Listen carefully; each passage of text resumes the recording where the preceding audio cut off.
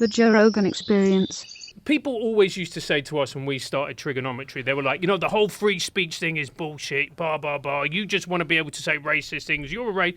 And then... And they were right. And they were... And that's why I came to Texas. Yeah, whoever booked him is shitting their pants right now. Why did you do that? I tell all comedians, don't ever do comedy at something that's not a comedy event. Don't do it. Don't ever do comedy at a place that's doing also. Yeah. Is it gonna have a bunch of speakers and you're gonna go up and do 10 minutes? Don't ever do that. It's a terrible setup. It's a terrible setup, and it's a political rally, and you're doing jokes like you're in a comedy club. It doesn't. You can't. Don't do it. I don't really blame Tony, though, because Tony is what Tony is, right? Like, if you want an insult comic, Tony is the best in the world. That's literally his great specialty is roasting. Right. So, the best roaster ever. If you book Tony Hinchcliffe is going to be Tony Hinchcliffe. Exactly. So whoever fucking booked him, that's the person that's made the mistake. Not just booked him, but apparently went over his material. Did they go over his material? No. Oh, my. This is what I've read on the internet, so it must be true. In the words of Donald Trump, someone's getting fired, man. I got to tell you, that joke kills at comedy clubs. I don't like the joke. It kills. And I said to him, it's just like, if you're Puerto Rican and you hear that in the audience, like, oh. But it's a funny joke. The joke does well. But I said to him, I go, dude, that's the one that's going to get you stabbed. Really? Yes. And he used to talk about it on stage, saying, Joe Rogan always says, that's the one that's going to get me stabbed. Like, wow. Which is so crazy. Yeah. I think you'd pick stabbed at this point, given the shit that's going down. I think it'll blow over, just like all these things do. Yeah, and of there's people that are always going to hate someone like Tony, and it's going to make other people love him more. It's just like he's going through it right now. Yeah. Yeah. He's going through the storm. As somebody who, has wound up, who winds people up. We've wound people up on our time. Yeah, you guys are winders. We get called something beginning with W, mate. Oh, well, you guys, that's a negative over there, wanker. You can call someone a wanker here, and it's just like, yeah, sure. It's like calling him a cracker. It doesn't really work. Or a hunky. But when I saw what Tony did, I went, all right, mate, you're in a different league now to me. That is another level. Yeah, Obama was quoting his bit, but he's quoting it like it was a statement. Yeah. Right. Which is really fucked up. He was quoting it like he was saying someone called Puerto Rico an island of garbage. But that's a joke. That's like going to a Quentin Tarantino movie, and then the man killed that woman. Like, he didn't really kill that woman. That's like a doll. Yeah. This is a movie. No one died. Everyone's fine. They all like each other. But if you give them ammunition... Yeah, it's the problem. We were discussing this in the bathroom. Like, it's like, that's their job. That's what they have to do. They got to do it. That's their job. You give them ammunition, they're going to use it. Of course they're going to do it. That's what they do. Like, you can't assume they're going to be a good person and not use it in this critical moment.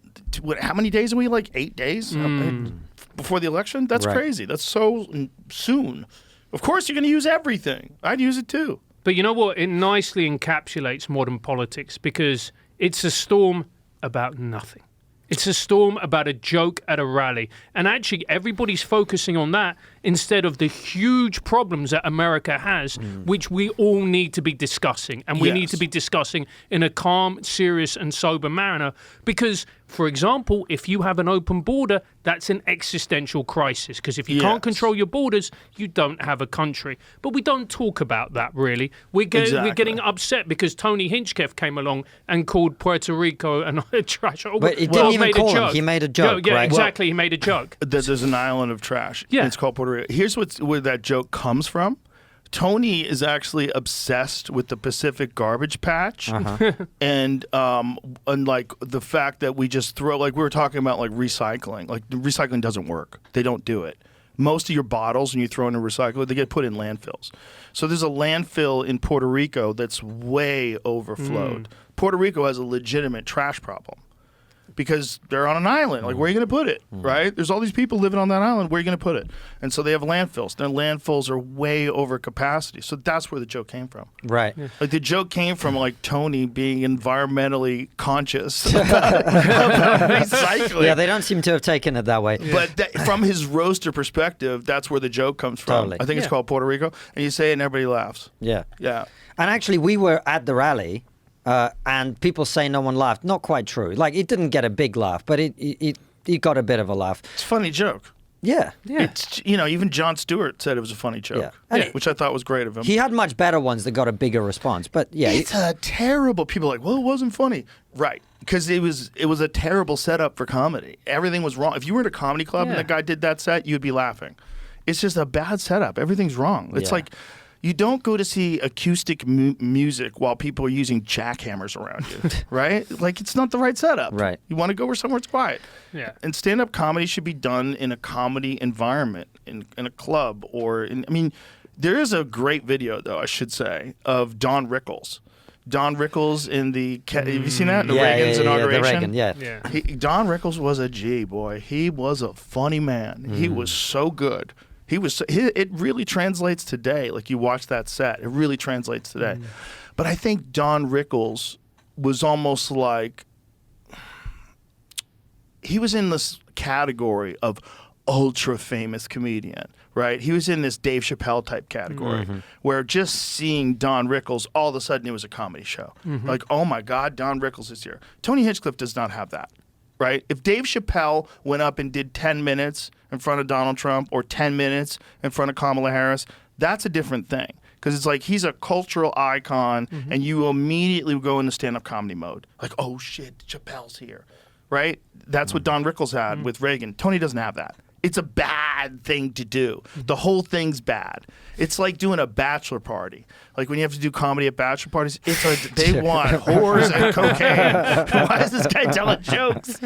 But it's just a bad environment. It's a bad environment for comedy. And, you know, that joke, I would have told him, don't you fucking dare do that joke. I never, like, sat down with him. I didn't know what bits he was going to do. But then I heard he did that joke. I was like, oh, Jesus, Tony. Here it comes. I think there are comedians probably who... I think Tony's the wrong type of comedian for that environment. If you had someone 100%. come in who wasn't a roast comedian, who actually made everyone feel good and like you know was who just clean... Who could do it and just talk about cultural issues and get everybody to laugh is Jimmy Dore. Jimmy Dore is really good at that. He could do something like that because he's so knowledgeable when it comes to politics. He could bridge the gaps between humor and fact and reality and what we're up against. He could do that. But it's not Tony's wheelhouse, man. Tony's just talking shit about people's clothes and stuff. Like, he's very shallow with that. Like, his comedy is all just, you're a loser. You know, but it's fun. It's like, and he'll get through it. You know, he's going through a storm, and that's what happens with all these things, with people like that. But it's good for him, too. Like, when he got canceled in the past, he came back way stronger as a comic because he felt like he had to prove something. Like, it made him really tighten up his material, like really edit things well and really, like, write sharp stuff. That's what'll happen with him. He'll come back better. Yeah, the thing I really like about Tony is Tony's a fighter. You can tell. When we interviewed him on our show and we talked to him, I'm like, you're a fighter. You know, that's who essentially he is. And he's going to come back from this better and stronger. And look, it's everybody who is smart realizes that this is a storm about nothing.